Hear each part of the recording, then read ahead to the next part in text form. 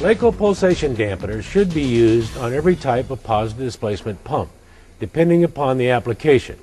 I'm going to demonstrate for you how a Blacoh dampener can be used on several different applications and with various types of positive displacement pumps. This first demonstration is comprised of a half-inch air-operated double diaphragm pump fitted with a Blacoh pulsation dampener with the adjustable air control on the pump discharge. On the inlet side is a Blacoh inlet stabilizer fitted with the J air control. There are three keys to pulsation dampening. They are size, location, and charge. The size of the pulsation dampener is based on type of pump, volume per stroke of the pump, and the desired percentage of dampening. Location should be as close to the pump discharge as possible within 10 pipe diameters. The dampener should not be mounted on any branches or any type of risers. You want it as close to the fluid flow as possible. The third key component is the air charge. An overcharged dampener will not be effective.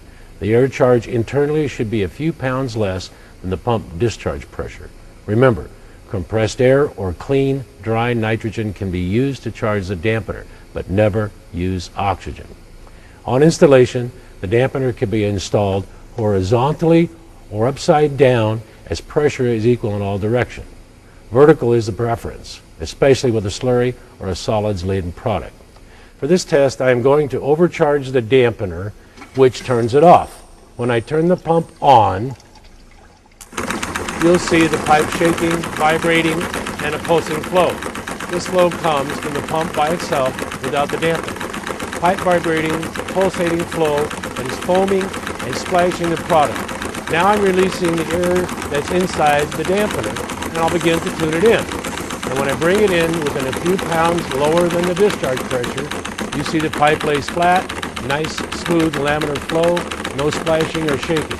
By eliminating the pulsating flow, the pulsation dampener protects system piping from fatigue, protects gauges, enhances meter performance, protects transducers, switches, protects filter media, filter bags, and any other inline instrumentation. Whereas the discharge pulsation dampener protects the system components and piping, the inlet stabilizer protects the pump, its components, and the inlet piping or hose. In this demonstration, we have a small suction lift application. As the pump strokes, the inlet ball valves open and close, creating a water hammer effect, much like a quick closing valve. So as the pump strokes, the acceleration head is created towards the pump. The ball valve closes, stops that flow, and reverses it. On the next inlet stroke, the pump must overcome that pressure wave going backwards because of suction lift and re-energize the fluid forward into the pump. That causes a lot of stress on the pump and its components, including the diaphragms, and bounces around the inlet piping and hose. To demonstrate this, I'm going to put a little extra head on the discharge since we have a very short suction lift.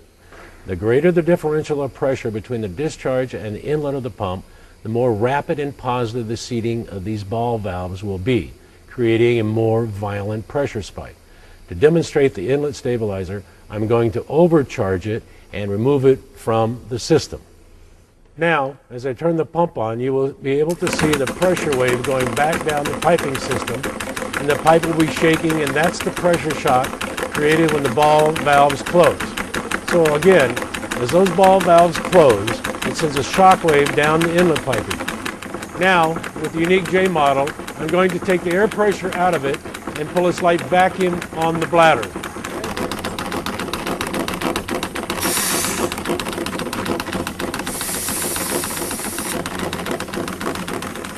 By pulling a slight vacuum, we created a small reservoir for the water hammer shock wave to go up into, absorb it, and a nice accumulator for the pump to draw liquid from. Now you can see that the water hammer spike has been eliminated and the system is running efficiently and the pump is at its maximum performance. If we had a positive inlet pressure in the pump, instead of pulling a vacuum in the stabilizer, we would put a positive pressure in it.